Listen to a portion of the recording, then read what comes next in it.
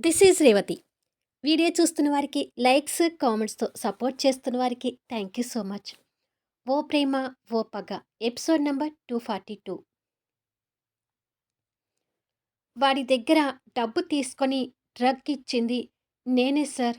కానీ వాడు ఎవడో, వాడి మొహం నేను కూడా చూడలేదు సార్ అంటాడు వెయిటర్ భయపడుతూ. మళ్ళీ ఇదొక అబద్ధం చెప్తున్నావా? అంటూ సామ్రాట్ సీరియస్ అవుతుంటే, నేను చెప్పేది నిజం సార్. వాడు ఫుల్‌గా మాస్క్ వేసుకొని వచ్చాడు. వాడి మొహం నేను చూడలేకపోయాను అంటాడు భయపడుతూ. కాసేపట్లో హోటల్ మేనేజ్మెంట్ అక్కడ ఉన్న మొత్తం సీసీ ఫుటేజ్ చెక్ చేయించారు. కానీ ప్రకాష్ ఎక్కడ అనుమానం రాకుండా ముందే జాగ్రత్త పడ్డాడు కాబట్టి ఎక్కడా కూడా వాడి ఫేస్ రివీల్ కాలేదు. పోలీసులు కూడా వచ్చి ఎంక్వైరీ చేసి ఆ వెయిటర్‌ని అరెస్ట్ చేసి తీసుకువెళ్తారు. విక్రమాదిత్య గారు హోటల్ సీల్ చేయించడానికి సిద్ధపడితే, ఇంకొకసారి తప్పు జరగకుండా జాగ్రత్త పడతాము అంటూ హోటల్ మేనేజ్మెంట్ వేడుకోవడంతో వాళ్ళని వదిలేస్తాడు. ఆ రోజు మధ్యాహ్నానికి అందరూ కూడా సామ్రాట్ వాళ్ళ ఇంటికి చేరతారు. విషయం తెలుసుకొని అరుణ్, శ్రావణి వాళ్ళు కూడా వస్తారు. అందరూ కూర్చొని అదే విషయం గురించి ఆలోచిస్తూ ఉంటే, సామ్రాట్ మాత్రం ఓ పక్కగా గోడకు వాలుగా చేతులు కట్టుకొని నిలబడి, వాడితో ఫైటింగ్ చేసిన దృశ్యాలని గుర్తు తెచ్చుకుంటూ ఉంటాడు. ఇన్నాళ్ళకైనా నా కొడుకు కావాలని తప్పు చేయలేదని నిరూపణయింది. సంతోషంగా ఉంది.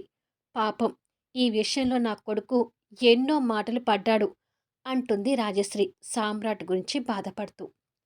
అది విని శక్తి పశ్చాత్తాపంతో సామ్రాట్ వైపు చూస్తుంటుంది.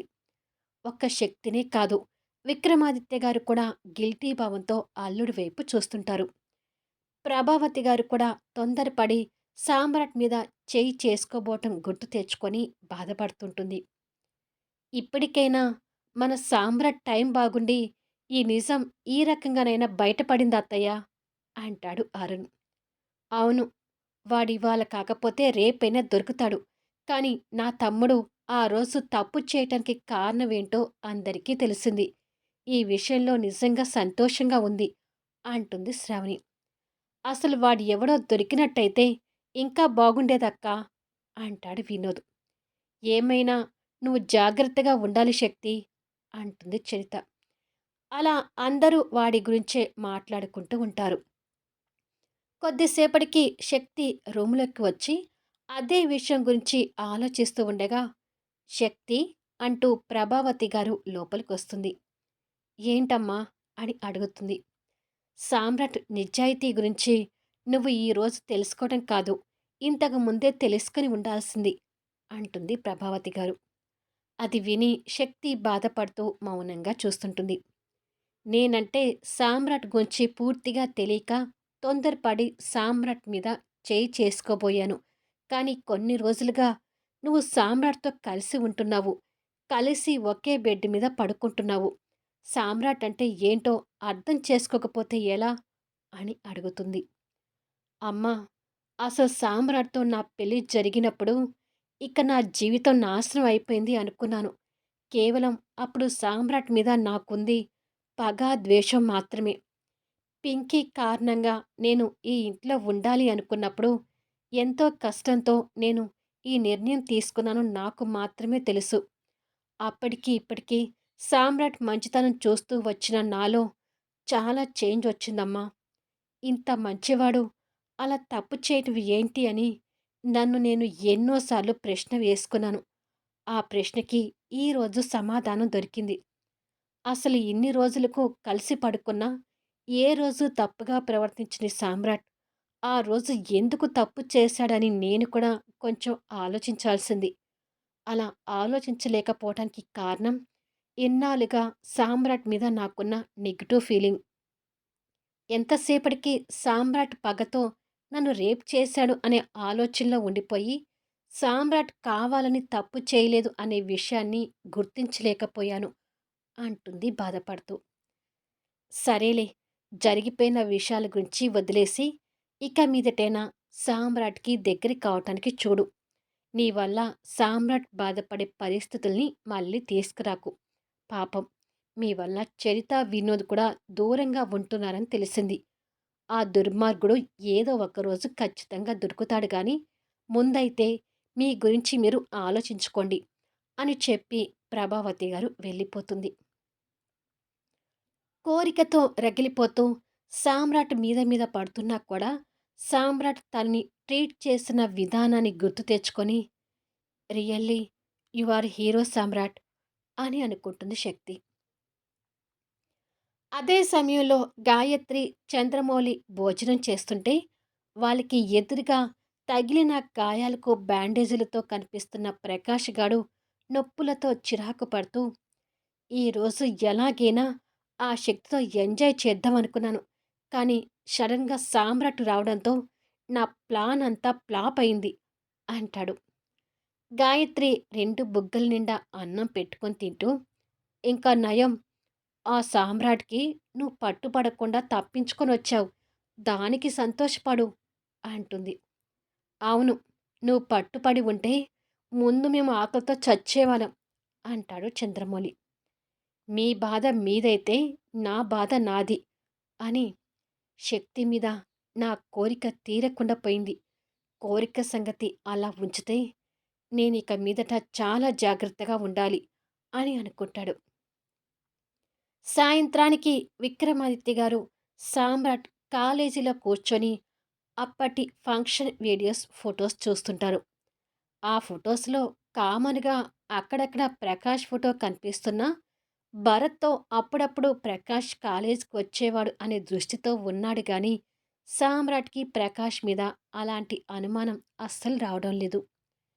వాళ్ళతో పాటు చక్రవర్తి కూడా అక్కడే ఉంటాడు.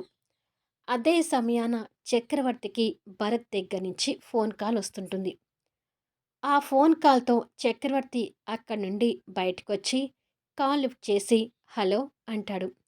సార్, విక్రమాదిత్య గారి అపాయింట్మెంట్ కావాలని ఎన్నో రోజుల నుంచి రిక్వెస్ట్ చేస్తున్నాను. ప్లీజ్ ఎలాగైనా నేను సార్‌తో మాట్లాడే అవకాశాన్ని కలిగించండి అంటూ రిక్వెస్ట్ చేస్తాడు భరత్. సారీ భరత్, ఇప్పుడు నీ విషయం సార్‌తో నేను మాట్లాడలేను. బహుశా శక్తి విషయంలో జరిగింది నీకింకా తెలీదనుకుంటా అంటాడు చక్రవర్తి. ఏంటా విషయం అని అడుగుతాడు భరత్. చక్రవర్తి హోటల్లో జరిగిన విషయం అంతా చెప్పి, ఇది జరిగింది. ఇప్పుడు వాడి గురించే ఏమైనా తెలుస్తుందేమో అని కాలేజీలో ఉన్నారు అని చెప్తాడు. ఆ విషయాలు భరత్ కూడా షాకింగ్‌లా అనిపిస్తూ, మై గాడ్! ఇంత జరిగిందా? అయితే ఆ డ్రగ్ కలిపిన దుర్మార్గుడు ఎవడై ఉంటాడు? అని మనసులో అనుకుంటాడు. ప్రస్తుతానికి నీ గురించి సార్ తోటి మాట్లాడలేను. కానీ వీలు ఉన్నప్పుడు మరొకసారి మాట్లాడి చూస్తాను. అప్పటి వరకు వెయిట్ చేయి భరత్ అని చెప్పి చక్రవర్తి ఫోన్ పెట్టేస్తాడు. చక్రవర్తి చెప్పింది విని భరత్ ఆలోచిస్తూ ఇన్ని రోజులు నేను కూడా సామ్రాట్ పగతోనే శక్తిని రేప్ చేశాడేమో అనుకున్నాను. కానీ అదంతా డ్రగ్ ప్రభావం అని చెప్తుంటే ఆశ్చర్యంగా ఉంది. ఆ దుర్మార్గుడు ఎవడో ఈరోజు కూడా శక్తి మీద దాడి చేశాడంటే శక్తి మీద అంతగా మోసపడినవాడు ఎవడై ఉంటాడు అని అనుకొని శక్తి సామ్రాట్ మీద నాకు కోపం ఉన్నా వాడు ఎవడో ఈరోజు కూడా శక్తి మీద దాడి చేశాడంటే నా మనసుకు కూడా బాధగానే అనిపిస్తుంది. అసలు వాడు ఎవడై ఉంటాడు అని అనుకుంటాడు. ఇక్కడ విక్రమాదిత్య గారు సామ్రాట్ అన్ని ఫోటోలు, వీడియోలు తిరిగేసి ఎవరి మీద కూడా నాకు అనుమానం కలగడం లేదు సార్. అసలు ఆ టైంలో భరత్, శక్తి ప్రేమికులని తెలిసి ఎవరు కూడా శక్తిని అలా చూడకపోయేవాళ్ళు. కాలేజీలో మా బ్యాచ్ కూడా అందరూ మంచివాళ్ళే. ఇంతగా తెగించే దుర్మార్గులంటూ ఎవ్వరూ లేరు. మరి వాడు ఎవడై ఉంటాడు అనేది అస్సలు అర్థం కావడం లేదు అంటాడు సామ్రాట్. ఒకవేళ భరత్ అయ్యుంటాడా అని అనుమానం వ్యక్తం చేస్తారు విక్రమాదిత్య గారు. నో సార్, భరత్ దగ్గర వెన్నుపోటు పొడిచే బుద్ధులు ఉండొచ్చు గాని మరి అంత దుర్మార్గంగా ప్రవర్తించే మనిషి అయితే కాదు. అది కాకుండా ఆ దుర్మార్గుడు ఫేస్ చూడలేదు కానీ పర్సనాలిటీ ఐడియా ఉంది కాబట్టి ఖచ్చితంగా అతను భరత్ కాదు అంటాడు సామ్రాట్. ఇలా ఇద్దరూ కొన్ని క్షణాలు ఆలోచించి సరేలే సామ్రాట్, ఇప్పుడు దొరకకపోయినా వాడు ఏదో ఒకరోజు మన చేతికి చిక్కుతాడులే. ఇప్పటికే లేట్ అయింది. ఇంటి దగ్గర మన కోసం ఎదురు చూస్తుంటారు. ఇక వెళ్దాం పదా అని చెప్పి కాలేజీ నుంచి బయలుదేరుతారు. సామ్రాట్ డ్రైవింగ్ చేస్తూ అక్కడి నుంచి వస్తున్నాడు గాని మనస్సు మాత్రం ప్రశాంతంగా అనిపించడం లేదు. విక్రమాదిత్య గారు అది గమనిస్తూ, వర్రీ అవ్వకు సామ్రాట్. వాడి పాపం పండింది కాబట్టే నేనంటూ ఒకడిని ఉన్నాను అంటూ వాడికై వాడు బయటికొచ్చి మనకి నిజం తెలిసేలా చేశాడు అని అంటాడు. మీరనేది కూడా నిజమే. అసలు ఇప్పటికే ఆ చంద్రమౌళి వాళ్ళు దొరకట్లేదనుకుంటూ ఉంటే మళ్ళీ వీడెవడో మనల్ని టెన్షన్ పెడుతున్నాడు అంటాడు సామ్రాట్. అలా ఇద్దరూ మాట్లాడుకుంటూ ఇంటి ముందుకు చేరిపోతారు. ప్రభావతి గారు కూడా సామ్రాట్ ఇంట్లోనే ఉంది అని తెలిసి విక్రమాదిత్య గారు సామ్రాట్‌తో కలిసి ఇంట్లోకొస్తాడు. "ఏమైంది సామ్రాట్? ఏమైనా తెలిసిందా?" అని అడుగుతుంది శక్తి.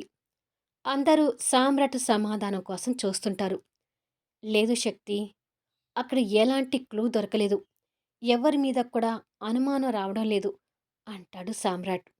అది విని అందరూ నిరాశ చెందుతుంటారు. "ప్రస్తుతానికి ఆ విషయం వదిలేయండి సామ్రాట్. ఉదయం నుంచి మీరు సరిగ్గా భోజనం చేసింది కూడా లేదు. వెళ్ళి ఫ్రెష్ అయ్యి భోజనాలు కానివ్వండి" అని ప్రభావతి గారు చెప్పి, "మనం కూడా వెళ్దాం పద ఆది" అని అంటుంది. "మీరు కూడా ఇక్కడే భోజనం చేసి వెళ్ళండి ప్రభావతి" అంటుంది రాజశ్రీ. "వద్దులే రాజశ్రీ. ఆల్రెడీ మా వంట మనిషి వంట చేసే ఉంటుంది. మేం వెళ్తాంలే" అని చెప్పి విక్రమాదిత్య గారు, ప్రభావతి వెళ్ళిపోయారు. సామ్రాట్ నిరాశ చెందుతూ పైకి వెళ్తుంటే, సామ్రాట్ అలా ఉండటం వినోద్, చరిత కూడా బాధపడుతుంటారు. సామ్రాట్ రూమ్‌లోకి వెళ్ళి షర్ట్ ఇప్పబోతుండగా, ఏదో నొప్పిగా అనిపించి బటన్స్ తీయలేక చేతివైపు చూసేసరికి చేతికి లైట్‌గా గాయాలయ్యి కనిపిస్తుంటాయి. శక్తి అది చూస్తూ దగ్గరికొచ్చి బటన్స్ విప్పుతుంటుంది. సామ్రాట్ తన కళ్ళలోకి చూస్తుంటే శక్తి కూడా ఆ కళ్ళలోకి చూపులు కలుపుతుంది. అప్పటికి కూడా తన కళ్ళలో పశ్చాత్తాపం కనిపిస్తుంటే సామ్రాట్ తన బాధను పోగొట్టాలని ఉద్దేశంతో చిరునవ్వు నవ్వుతూ, "మరీ అంత నొప్పిగా ఏమీ లేదులే మేడం. నేను బటన్స్‌ని తీసుకోగలను" అంటాడు. "నీకు ఎంత నొప్పి ఉన్నా తీసుకోగలవు సామ్రాట్. ఎంత బాధనైనా భరించే ఓపిక, మనసు నీకు ఉన్నాయి" అని అంటుంది ప్రేమగా చూస్తూ.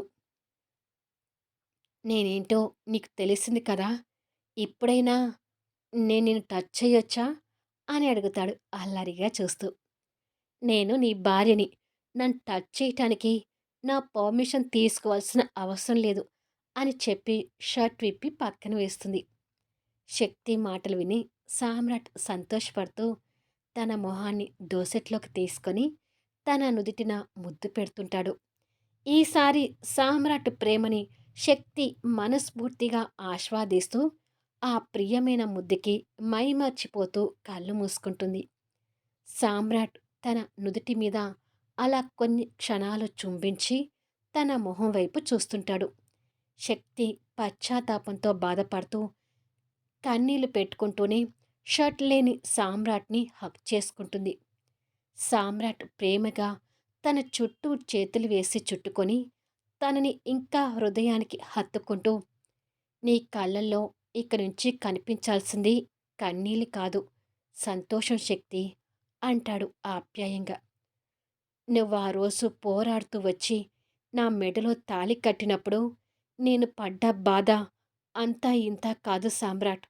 కానీ ఇప్పుడు నేను అంతకు ఎన్నో రెట్లు మించిన సంతోషం ఫీల్ అవుతున్నాను. అది మాటల్లో వ్యక్తపరచడానికి కూడా నాకు రావడం లేదు" అంటుంది అనునయంగా. "నీ సిట్యుయేషన్ నాకు అర్థమవుతుంది. బట్ మనసుకు బాధ కలిగించేవి గుర్తు తెచ్చుకోకు" అంటాడు లాలనగా. "తెచ్చుకోవాలి సామ్రాట్.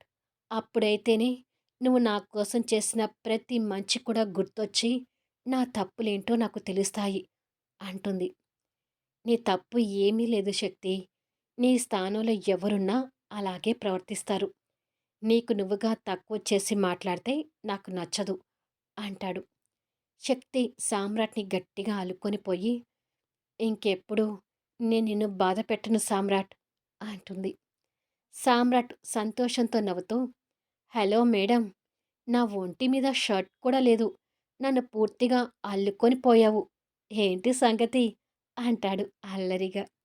శక్తి ఆ కౌగిలి నుంచి వచ్చి సామ్రాట్ చూసి నవ్వుతూ, ఇదే సంగతి అంటూ సామ్రాట్ తలను కాస్త వంచి పెదవులు అందుకొని ముద్దాడుతుంది. ఈ లవ్లీ కిస్‌ని కంటిన్యూ చేస్తూ నెక్స్ట్ ఎపిసోడ్‌లో కలుద్దాం. ఇకపై సామ్రాట్, శక్తి, వినోద్, చరిత కొత్త జీవితాలకి పూలబాట ఏర్పడనుందా? శక్తి గురించి భరత్‌కి తెలిసిన నిజాలన్నీ సౌమ్యతో పంచుకుంటాడా? అతను ప్రకాష్ అని ఎలా గుర్తించగలుగుతారు? తెలుసుకోవాలి అంటే ఊహకు అందని అద్భుతమైన సన్నివేశాలతో ఆసక్తికరంగా సాగిపోయే కథా వీడియోస్ని మిస్ కాకుండా చూడండి. కథ నచ్చితే తప్పకుండా లైక్ చేయండి, కామెంట్ షేర్ చేయండి, సబ్స్క్రైబ్ చేసుకొని ఛానల్ షేర్ చేస్తూ సపోర్ట్ చేయండి. Thanks for లీజనింగ్.